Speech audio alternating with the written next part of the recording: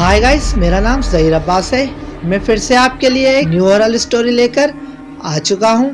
ये कहानी मुझे सबा ने लिखकर भेजी है पंजाब से। ये बात उस दिन की है जब मेरी यूनिवर्सिटी एंड हुई और हम सब दोस्तों ने मिलकर एक पार्टी रखी अपने फ्रेंड के घर पे। मैं बताती चलूं, मेरे पास अपनी गाड़ी है और ये पार्टी रात के टाइम में थी। तभी मेरे पास अपनी दोस्त की कॉल आती है कि जब तुम पार्टी में जाओ तो मुझे यहाँ से पिक करके जाना, क्योंकि मेरी गाड़ी सर्विस के लिए गई हुई है। मैं घर से इवनिंग के टाइम में निकली और अपने फ्रेंड के घर गई और उसे वहाँ से पिक करके हम पार्टी में पहुँचे। हम सबको पता था कि यहाँ से जाने के बाद सब लोग अपने अपने काम में बिजी हो जाएंगे और हम ये पार्टी बहुत ज्यादा एंजॉय कर रहे थे। तभी मेरी मोबाइल बजी।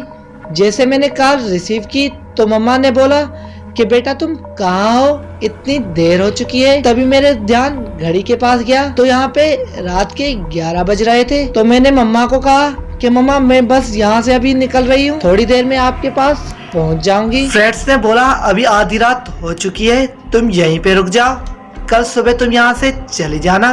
वैसे भी आधी रात को तुम्हारा जाना यहाँ से ठीक नहीं है। मैंने बोला नहीं, मेरे पास गाड़ी है, मैं यहाँ पे नहीं रुक सकती।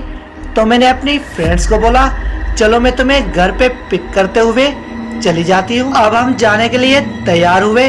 अब जिस हाईवे से हम जा रहे हैं उस हाईवे को हॉन्टेड बताया जाता है और इस हाईवे के मुतालिक बहुत सी स्टोरी यूट्यूब पर पहले से अवेलेबल है। जैसे ही वहाँ से निकले तो हल्की हल्की बारिश होने लगी। अब कुछ देर चलने के बाद हम हाईवे से नीचे उतरे, क्योंकि मेरी फ्रेंड्स को घर पे छोड़ना था।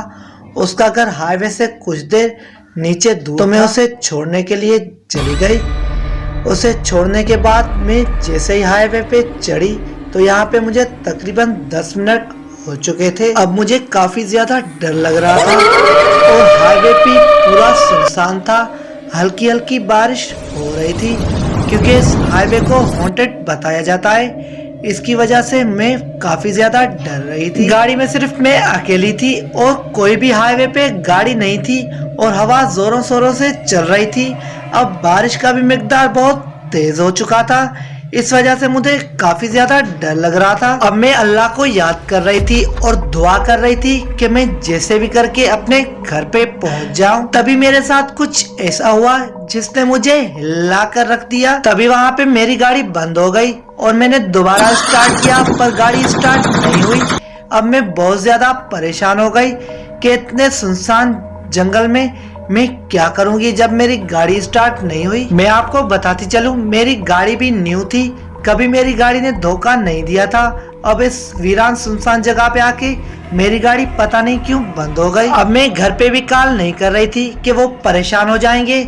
इस वजह से मैंने फैसला किया कि अब मैं कोई कैब बुक कर लेती हूँ जो नजदीक हो, तो वहाँ से मैं घर चली जाऊंगी और कल आके इस गाड़ी को यहाँ से ले लूंगी। मैंने कंपनी में कॉल करके कैब बुक की तो वहाँ से मुझे एक नंबर दिया गया कि ये आपके लोकेशन के करीब है, इसे आप कॉल करके बुला लो।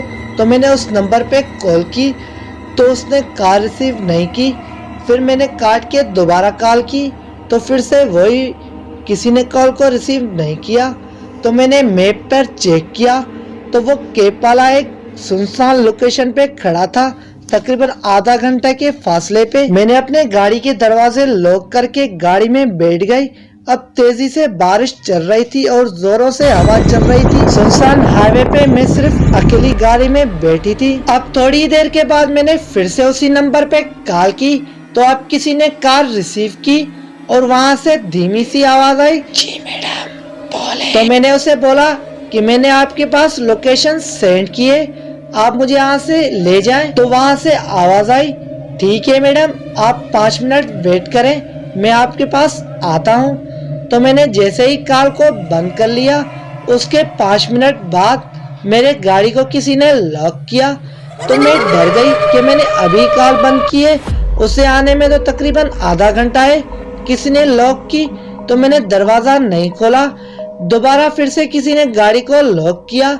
अब मैं डरते हुए गाड़ी का शीशा नीचे किया। वहाँ से किसी की आवाज आई कि मैडम गाड़ी आ चुकी है, आप आकर गाड़ी में बैठ जाओ। तो मैं अपनी गाड़ी को लॉक करके उस गाड़ी में जाकर बैठ गई। वो आदमी मुझे बहुत अजीब लग रहा था। थोड़ी दूर गए तो उसके बाद उस आदमी ने किसी से बात करना शुरू कर दिया, जैसे आगे वाली सीट पे कोई बैठा है और उससे ये बात कर रहा था। मैं ये सब देख रही थी और मुझे काफ़ी डर लग रहा था, क्योंकि हाईवे भी पूरा सुनसान था। इस आदमी के अलावा और कोई भी नहीं था वहाँ पे जिसको मैं देखूं तो ये किससे बात कर रहा है। मैंने हिम्मत करके उस आदमी से बोला कि कौन है यहाँ पे, किससे तुम बात कर रहे हो, क्यों मुझे डरा रहे हो, जल्दी से बताओ। मैंने उस ड्राइवर से बोला वरना मैं तुम्हारी कंपनी में तुम्हारी शिकायत कर दूंगी। फिर उसने बोला मैडम कोई भी नहीं है, आप यहाँ पर बैठ जाओ। जैसे वो ड्राइवर आगे वाली सीट पर देखकर किसी से बात कर रहा था कि क्यों परेशान कर रही हो, पीछे पैसेंजर बैठा है। फिर से मैंने उसे बोला तुम किससे बात कर रहे हो, जल्दी से बताओ। तो उसने ड्राइवर ने गाड़ी को वहीं पे रोक दिया और आगे वाली सीट पर देख के उसे बोला कि तुम गाड़ी से उतर जाओ, मैडम नाराज हो रही है।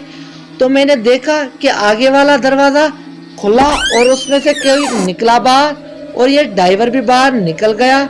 गाड़ी के आगे खड़े होके उससे बात कर रहा था, ये मैं साफ देख रही थी। अब थोड़ी देर के बाद ड्राइवर फिर से आकर गाड़ी में बैठा। अब मेरे साथ कुछ ऐसी घटना घटी जिसको देखकर मेरे हाथ पांव ठंडे हो गए। अब मुझे ऐसा लगा जैसे मैं यहाँ पीछे सीट पे बैठी थी, मेरे साथ भी आकर कोई बैठ गया है और ड्राइवर बार बार मेरे पीछे देख रहा था और किसी से बात कर रहा था। मुझे बहुत ज्यादा डर लग रहा था कि कौन बैठा है मेरे साथ। यहाँ पे सीट बहुत नीचे थी तो मैं ड्राइवर को बोल रही थी कि तुम किससे बात कर रहे हो। वो पता नहीं किसी से बात कर रहा था कि तुम परेशान क्यों कर रही हो, ये देखो मैडम नाराज हो रही है, खामखा मेरी शिकायत कर देगी। फिर से ड्राइवर ने गाड़ी को रोक दिया और उसे नीचे उतार दिया और मैंने देखा कि पीछे वाला दरवाजा खुला और अंदर से कोई बाहर गया और फिर से दरवाजा बंद हो गया और ड्राइवर भी नीचे उतर कर उससे बात कर रहा था। अब मैंने मोबाइल उठाई कि मैं घर पे कॉल करूं और किसी से मदद लूं। जैसे मैंने मोबाइल ऑन की तो मोबाइल में नेटवर्क बिल्कुल भी नहीं था। अब मैं नेटवर्क ढूंढ रही थी, तब पता चला कि मेरी मोबाइल ही ऑफ हो गई। जब मैं अपनी गाड़ी से उतरी थी तब मेरी मोबाइल 70% थी। तो मैं हैरान हो गई कि मेरे मोबाइल की बैटरी लो कैसे हो गई और ये बंद कैसे हो गई। अब मैं किसी से मदद भी नहीं ले सकती थी। अब थोड़ी देर के बाद ड्राइवर आके गाड़ी में बैठा और वहां से गाड़ी चलाना स्टार्ट कर दिया। बारिश भी बहुत तेज हो रही थी और हाईवे पूरा सुनसान था और ये अजीब सा ड्राइवर था, मुझे बहुत डर लग रहा था। अब 1-1.5 घंटे के बाद इस ड्राइवर ने चल के मुझे अपने घर के पास उतारा और गाड़ी खड़ी की। जैसे मैंने अपने दरवाजे की बेल बजाई तो माँ ने दरवाजा खोला और मुझे देखकर वो भी परेशान हो गई, क्योंकि मुझे इस हालत में देखकर मैं अंदर गई तो भाई भी थे। माँ ने बोला हम कब से तुम्हें कॉल कर रहे हैं, तुम्हारा मोबाइल क्यों ऑफ था और तुम इतनी परेशान क्यों हो। तो मैंने बोला कि मेरी मोबाइल की बैटरी लो हो गई है और मैंने मोबाइल अपनी बहन को दिया कि इसको चार्जिंग पे लगाओ। जैसे उसने चार्जिंग पे लगाया तो उसने मुझे बताया कि उसने बोला मोबाइल में तो 70% चार्जिंग है और मोबाइल ऑन है, तो आप कैसे बोल रही थी कि ये मोबाइल बंद हो गई। तो मैंने उन्हें बताया कि जैसे मैंने आपको कॉल करने के लिए मोबाइल निकाली तो मेरे मोबाइल में नेटवर्क भी नहीं था और मेरे मोबाइल बैटरी लो हो गई और बंद हो गई। ये सब सुन के वो भी बहुत ज्यादा हैरान हो गए। अब मैं जाकर अपने कमरे में सो गई। जैसे सुबह को उठी तो मुझे कुछ याद नहीं था और मैं अच्छा फील कर रही थी और मेरे घर वाले भी अच्छा फील कर रहे थे और उसके बाद मेरे साथ कोई ऐसी घटना नहीं घटी। गाइस अगर आपके पास भी कोई ऐसी स्टोरी है तो आप मुझे कमेंट करके बता सकते हो। अगली वीडियो आपकी स्टोरी पे बनाई जाएगी। अगर वीडियो अच्छे लगे तो उसे लाइक कर देना और मेरे चैनल को सब्सक्राइब कर देना।